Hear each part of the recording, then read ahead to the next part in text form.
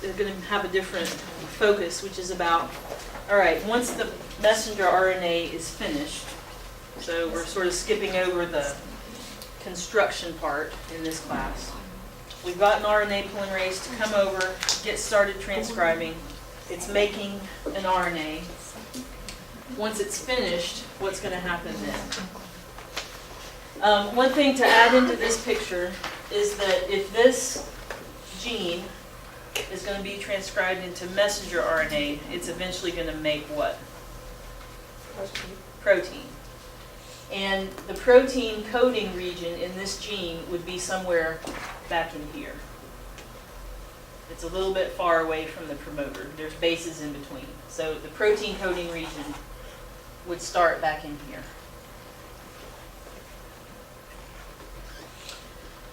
So imagine, all right, the ribosome, the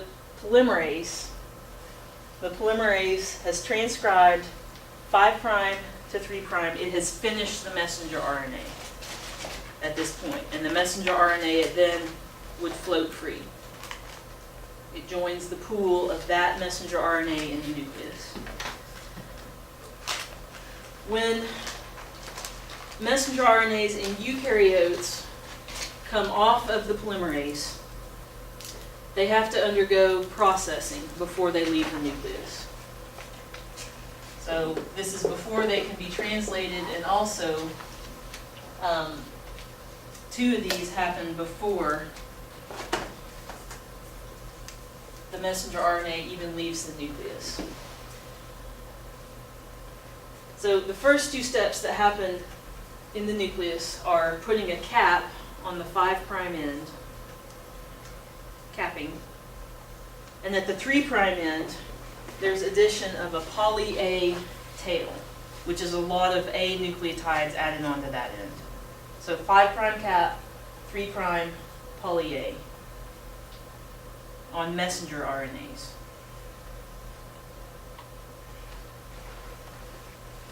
So again, if this was the messenger RNA or the pre-messenger RNA that the polymerase spit out, this is what it made with the rectangle.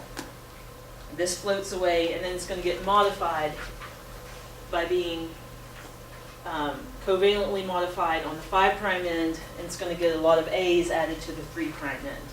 Here's the part that's going to be protein in the middle. So there's a lot on this end, there's a lot on this end.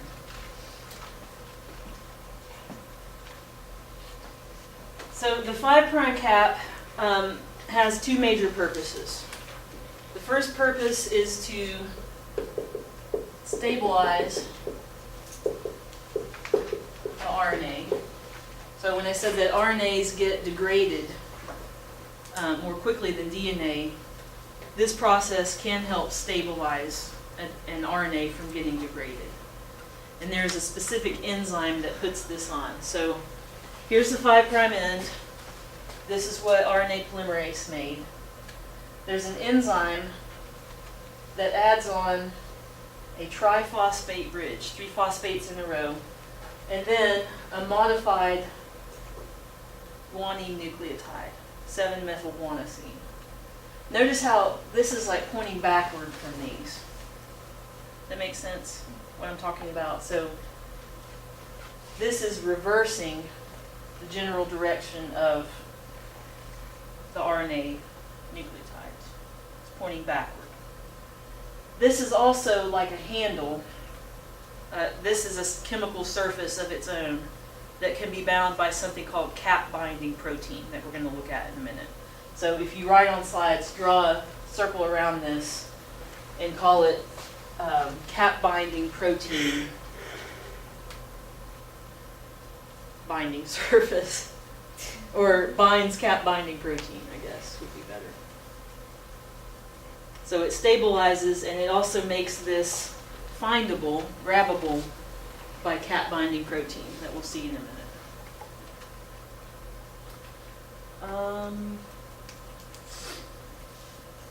I'm going to go, these slides need to be reordered, so I'm going to skip to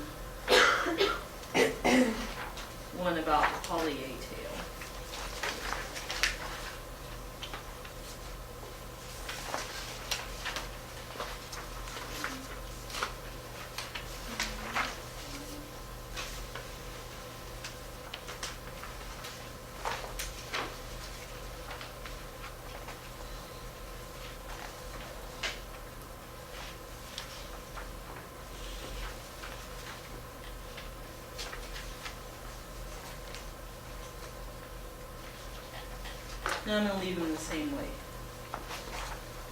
Forget that. We're going to leave it the same way. So the next thing that happens out of those 3 modifications to messenger RNAs is, do they need parts spliced out or not? In bacteria, there are no introns. Have you ever heard of that, intron? Is that a Bio-1 thing? Intron?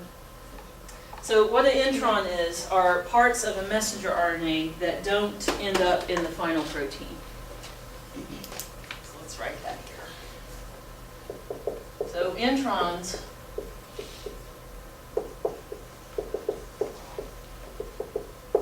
are regions that are in the protein coding DNA that don't appear in the final protein primary sequence. So I'm going to start with this example. This is DNA. This is depicting a gene that we have. And if we were to look at the protein that's made from this gene, it's got amino acids that correspond with these DNA sequences in the red, like by triplet code. So this part, this, and this, that DNA is being used to make amino acids. But if we look for amino acids based on these yellow sequences, we don't see them. This sequence, we only used part of it to make the protein. Where that happens is at the messenger RNA level. It's called splicing. We spliced out these regions, which someone named introns, because they're like in between introns. One awesome thing about bacteria is that they don't have introns. So if you use bacteria, in research, you don't have to worry about introns. You don't have to worry about dominant recessive so much. They have a lot of advantages. They can produce a new generation in 30 minutes. They have a lot of advantages. They don't have introns. Does splicing happen in the nucleus or outside? Splicing does happen in the nucleus. Splicing happens in the nucleus. For specific human genes, we may have some that don't have introns. We have some that have short introns, so human beta globin. This is a component of our blood plasma. It's got 3 exons and 2 introns. It's a very small gene. This particular gene encodes a blood clotting factor called factor 8. The whole gene is 200,000 base pairs, and most of it is intron. That's a really extreme example. Dystrophin gene that's involved in muscular dystrophy is also this way. That's a lot of splicing and throwing away parts of the gene. So why do we have this? When this system was first discovered, it kind of flummoxed the researchers, like, why? This seems really wasteful and pointless. Also, the longer the gene, the more opportunity there is for a mistake in copying just because of the size of it. So the longer the gene, the more likely there's going to be genetic disease associated with it, just by chance of altering some base pairs. So our genes are often spliced at the mRNA level. So taking out, in this case, the yellow sequence. And our cells decide to do that based on recognizing specific sequences. So it requires this particular sequence at one end of the intron, and when you see, what is a R? That's a possibility of 2 different bases. So it has to be, I think, a pyrimidine, GU, pyrimidine, AGU at this end, it has to have this general sequence at the other end, in which these have to be, maybe these are pyrimidines, the other purine. N can be anything, but it has to have this sequence, and then a particular positioning of this sequence in the middle. And that will serve as a signal, say, hey, cut here, this much out. Cut out that intron. The details of how introns are spliced, I don't want to go through today. Other than to say, this sequence, and that particular A have to be present to allow this mechanism to cut out that intron. So leaving the exons joined together. One thing I did want to say about this is if this mRNA later gets read in triplet code, so say that we have ATG, G, G, C, T, C, C, G, and so on, the splice sites can include a triplet. So what I mean by that is that's going to become methionine. That's going to become glycine. And the splice just crossed over within a triplet. So it would be like this. Oh. Oh well, at least someone else did it like a couple days ago. G, G here, C here. If those splice correctly, they become a triplet to encode an amino acid. At least I didn't ruin a new section of the screen. Right. It's the first time I've done that at King. Oh well. Probably because you saw the other mark. Huh? Probably because you saw the other mark. The proteins that do the splicing, we refer to as SNRPs. It takes particular proteins to come in and recognize these sequences and bind to them and actually allow the hydrolysis reaction to cut out that intron.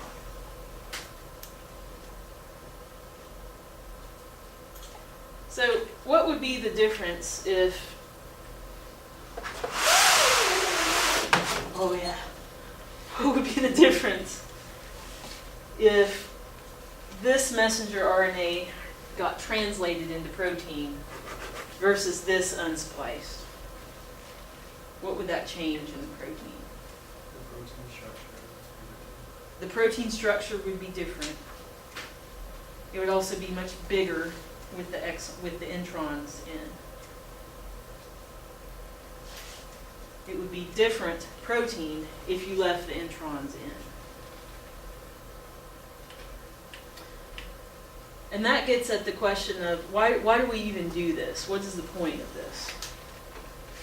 This is the theory of what the point of alternative splicing is. So here we have a gene.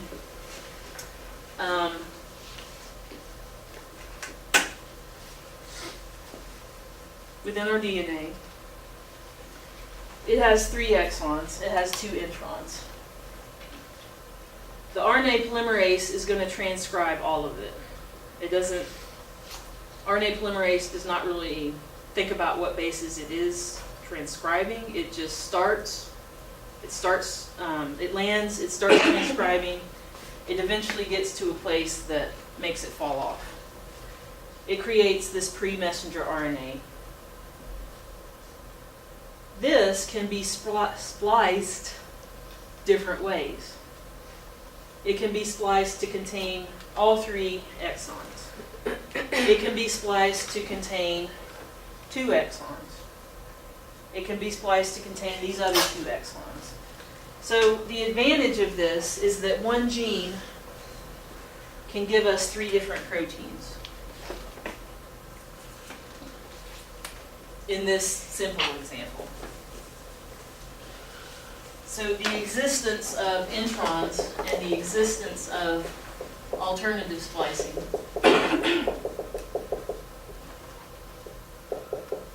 this allows multiple proteins could be made from a single gene. I think I heard Dr. Vaughn saying in here sometime recently about how many genes do we have? How many genes do we have? Genes? 30. Nope. 30,000 is wrong. 30,000 is wrong.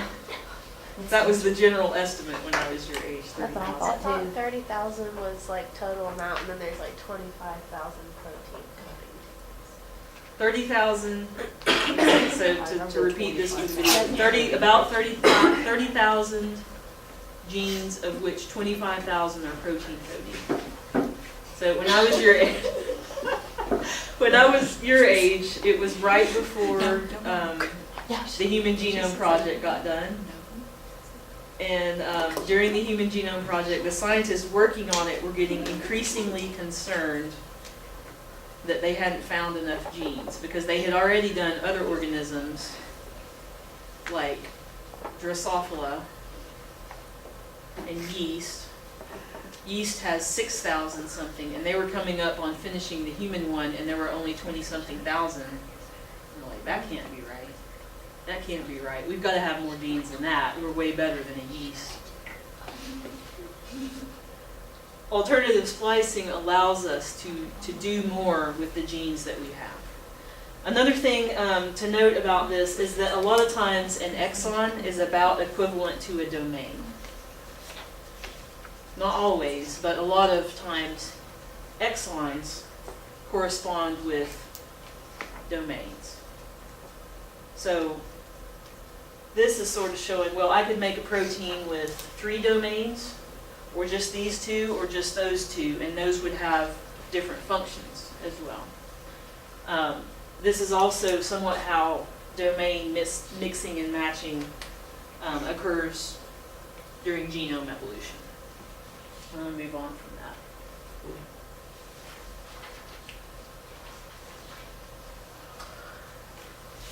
So, messenger RNAs, before they go out of the nucleus, they need to be ready for translating. So they're getting made in the nucleus by RNA polymerase. That's spitting out just the plain pre-mRNA. It has to get a 5' cap. It needs to be spliced. When there is splicing, sometimes there will be a marker left behind on that to say, like, yep, checked it off, it was spliced. There has to be a poly-A tail added. The enzyme that does that, I don't have a slide about in this class, it's called polyadenylase enzyme, which is a great name. Polyadenylase is the enzyme that adds the 3' poly-A tail, polyadenylase. And so each of those modifications is then marked by like a verifying protein. So the verifying protein that the cap is on is called cap binding protein. The verifying protein that we have a poly-A tail is poly-A binding protein. Great name. Yes, if I ever discovered new cell components, I would make them a name that makes it easy for students to learn. Exon junction complex is like, yeah, we just finished a splice here. This protein has got all these things. It's ready to leave. Like this morning, it's picture day. So I don't have on as much makeup as normal, because do you have on a handsome shirt, which is what we call church shirts? Do we actually brush hair today? Did you brush your teeth? That's a normal thing.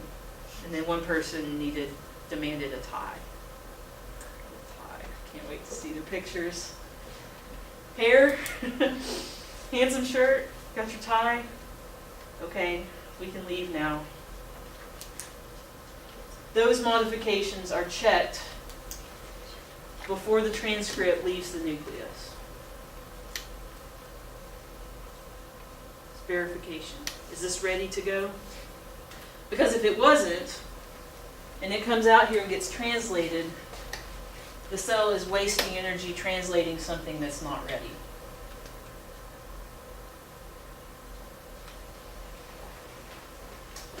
You can also think of these proteins. They're not showing all of them, but these proteins are sort of like helping guide the finished, mature messenger RNA out of the nucleus. They come off, and then they have to go back in.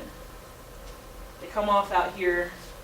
They allow new proteins to come on and say, oh yeah, I detect that you have a 5' cap. You're ready to be translated. Go back early to your central dogma picture. And let's add on some locations to this.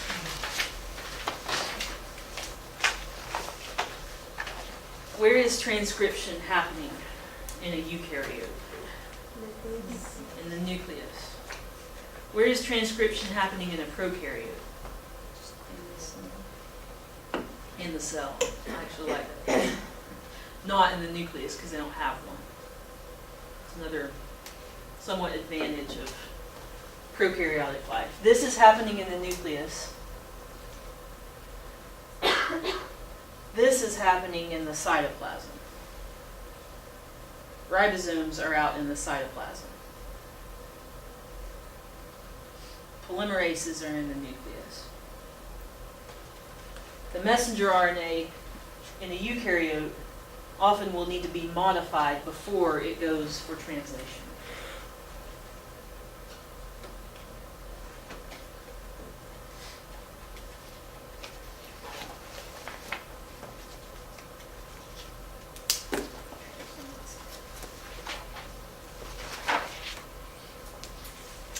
Also keep in mind that for this transcript, it's not going to be the only one of its kind.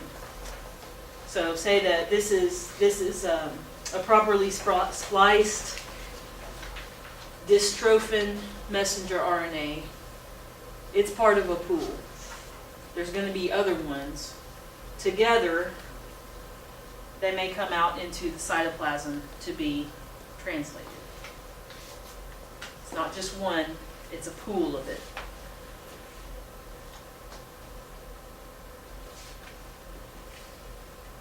The translation we're going to be talking about on Tuesday. So that's your next reading. How does translation happen on a finished, mature messenger RNA? RNAs that are going to have a function to not be translated, so something like a tRNA, a ribosomal RNA, an siRNA, any of those others, they're not going to go through that process. They have a different way of getting to their location. This is just for messenger RNAs. This splicing and capping and poly-A-ing, that's different. Those other RNAs usually are going to fold on themselves to do their function. So they have stability in that way, aside from having cap and tail and so on. So to compare and contrast, here's our prokaryote, a rod-shaped bacterium. It's got double-stranded DNA that can undergo transcription. It has its own bacterial RNA polymerase that makes the messenger RNA. There's no splicing, there's no poly-A-ing, there's no capping, because all of this is in the cytoplasm. It gets translated, it makes a protein. Make a note on this that it's prokaryotic versions of RNA polymerases, transcription factors, and ribosomes. So prokaryotes have slightly different shaped and sequenced RNA polymerase. They have their own transcription factors. They serve the same general purpose, but they don't use the same set that we do. And they have slightly different shaped ribosomes too. I'm putting that note for those of you that go and take micro in the spring. Same concept, but slightly different versions. So the eukaryotic situation is a lot more complicated. But because it's more complicated, it can be regulated at a lot more levels. And because it can be regulated at a lot more levels, that allows us to have complex responses and complex behaviors. We do more with the genes that we have. So the existence of introns allows different proteins to be made out of those. And make a note that on this picture, every step on this picture can be regulated itself. These are not happening in like lockstep, automatic, automatic, automatic. The enzymes that do this, they can be regulated. Like if a cell needs to, who had the paper about shutting down mRNAs? Was that you? That was yours. Like shutting down overall mRNA production when it gets hot? Is that what it was? Was that you? I've like looked at 40 papers in the last few days. Somebody sent one that had to do with how a cell stops like 20% of its messenger RNA production in some kind of bad condition. I think it was when it got hot. Was it you? Or was it you? If it's hot, then it's cold. I think it was. Maybe I didn't tell you that that's what it was Yeah. about, but that's what it's about. I just looked at the pictures. Yeah, but that's what I'm doing too. But that's a big deal. To be able to, okay, that's like pulling the brakes on a production line. Stop! Stop doing this. Stop doing this. It's regulatable. Every step in here is regulatable. And that allows us complexity. This is a really good study figure, not just for this class, but beyond. It's one of your key figures to remember what are the steps that are going on. You could add in on here what are the enzymes that are doing this. The last thing that I wanted to say is in your methods projects, there are going to be, like all of you are going to have a project that relates to class material. And if there is class material, a picture that you want to put in your talk, just ask me, I can send it to you. So like this one, I thought, oh, I need to send that one to Nicola. And the exon one, intron one, I should send that to you. I mean, I'm not going to force it on you, but it would be useful for you to have those. So anytime you come across a figure as you're preparing for your methods talk and you would like to put a book figure in your talk, just let me know and I can send you those.